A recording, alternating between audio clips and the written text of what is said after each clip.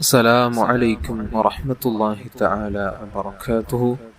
പ്രിയമുള്ളവരെ, ഇന്നത്തെ ക്ലാസ്സിൽ പരിചയപ്പെടുത്തുന്ന ഒരു പ്രധാനപ്പെട്ട ദിക്ർ, നമ്മുടെ ജീവിതത്തിൽ പകർത്തേണ്ട ഏറ്റവും മഹത്വമുള്ള ഒരു ദിക്റാണ്.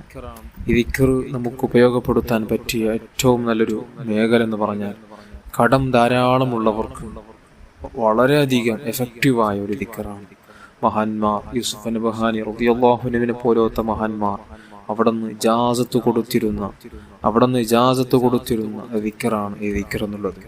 ഈ ദിക്ർ ധാരാളമായി ചൊല്ലാനാണ് അവിടുന്ന് ഇജാസത്ത് കൊടുക്കുമ്പോൾ പറഞ്ഞു വെച്ചിട്ടുള്ളത്. അപ്പോൾ അത്രയും മഹത്വമുള്ള ദിക്റാണ്. യാ മുഅ്തി ലാ തുബ്തി, നൽകുന്ന റബ്ബേ നീ വൈകിപ്പിക്കരുത്, ലേട്ടാക്കരുത് എന്നർത്ഥം വരുന്ന ഈ ദിക്ർ ധാരാളമായി കടമുള്ളവർ രാവിലെയും വൈകുന്നേരവും വർദ്ധിപ്പിക്കാനാണ് മഹാന്മാർ നമുക്ക് പഠിപ്പിക്കുന്നത്. ഈ ദിക്ർ ധാരാളം ചൊല്ലാൻ കഴിഞ്ഞാൽ അവന്റെ കടം അവൻ അറിയാത്ത രൂപത്തിൽ അല്ലാഹു തആല പൂർത്തിയാക്കി കൊടുക്കും, അല്ലാഹു തആല തീർത്തു കൊടുക്കും, അതിനുള്ള വഴികൾ തുറന്നു കൊടുക്കും. കടം എന്നുള്ളത് സൂക്ഷിക്കേണ്ട കാര്യമാണ്.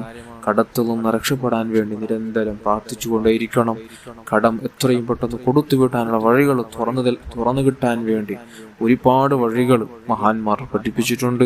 മുത്തായ റസൂലുള്ളാഹി സ്വല്ലല്ലാഹു അലൈഹി വസല്ലം തങ്ങളെ പഠിപ്പിച്ചിട്ടുണ്ട്.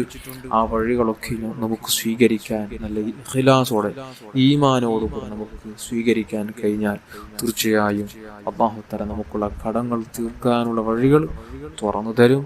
അല്ലാഹു അനുഗ്രഹിക്കട്ടെ.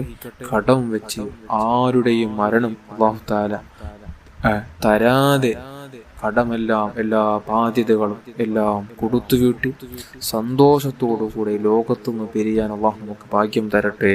ആമീൻ യാ റബ്ബൽ ആലമീൻ. ആ ദിക്റാണ് യാ മുഅ്തി ലാ തുബ്തി, യാ മുഅ്തി ലാ തുബ്തി എന്ന ദിക്ർ ധാരാളമായി രാവിലെയും വൈകുന്നേരം വർദ്ധിപ്പിക്കുക. അല്ലാഹു കബൂൽ ചെയ്യട്ടെ.